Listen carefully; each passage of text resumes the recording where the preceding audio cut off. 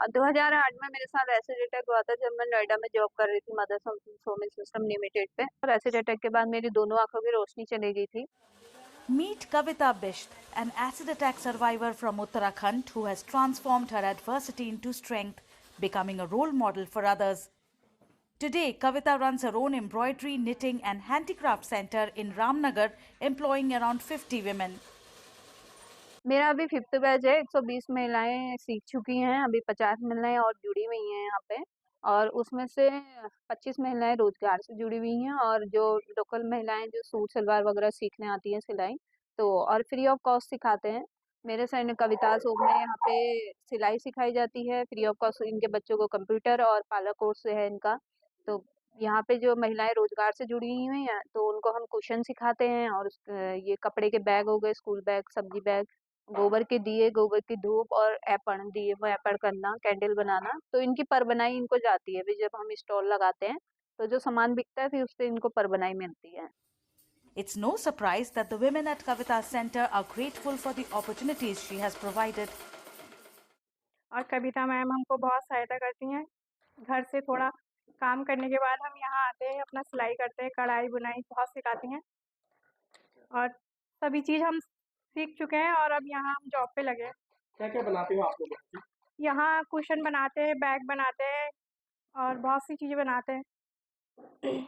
सिलाई भी की जाती है, कपड़े भी सिले जाते हैं, बैग सिले जाते हैं, साइड पर्स, हैंड पर्स सब सिले जाते हैं। मोमबत्ती, दिए, गोबर के दिए बनाए जाते हैं, धूप बनाई जाती है, बहुत सी सारी चीज़ें बनाई जाती हैं। सर मैम बहुत अच्छी मैम है और हमें बहुत अच्छा सिखाती हैं और हम कहती हैं जैसे मैं आगे बढ़ी हूँ आप भी आगे बढ़ो हमारे साथ। यहाँ महिलाएं रोजगार से जुड़ी, मैं भी यहाँ हेल्प पे करती हूँ महीने पे। और भी यहाँ बहुत कुछ सिखाया जाता है, जैसे बैग हो गए, कुशन हो गए, साइड पर्स हो गए, गोबर के दिए हो गए, धूप हो गई गोबर की, और कैंडल्स हो गए, और पर्स हो गए, और स्कूल बैग हो गए। बहुत कुछ सिखाया जाता है, जैसे कपड़े सिलाए जाते हैं सिखाया जाता है। And of course, Kavita's journey inspires not just the women at her center, but others in Ramnagar too. और पहले हम मेरा 12th कंप्लीट हुआ था तो उसके बाद हम सिर्फ घर पे काम और ये सब चीज़ें ही होती थी। लेकिन जब हमें पता चला कि यहाँ पे एक सिलाई सेंटर है जहाँ पे बहुत सी चीज़ें सिखाई जाती है, मैम सिखाती है, और मैम के साथ इतना सब चीज़ हुआ है तो उनको देख के हमने कहा जब वो कर सकती है तो हम तो फिर भी ठीक है। उनके साथ इतनी बड़ी घटना हुई, उनकी आंखें नहीं है, जो भी है मतलब, तो उस वजह से हमें भी उनसे बहुत हौसला मिलता है इन चीज़ों को लेके। कविता बिष्ट जी का वो निश्चित रूप से बहुत बड़ी प्रेरणा है पूरे समाज के लिए, क्योंकि हम सब जानते हैं 2008 में शायद हुआ था, लगभग उनके ऊपर एसिड अटैक हुआ था। बहुत छोटी उम्र थी, 18-19 साल की वो कुल थी। और उस समय पर एक बार ऐसा लगा था जैसे पूरा जीवन समाप्त हो गया हो।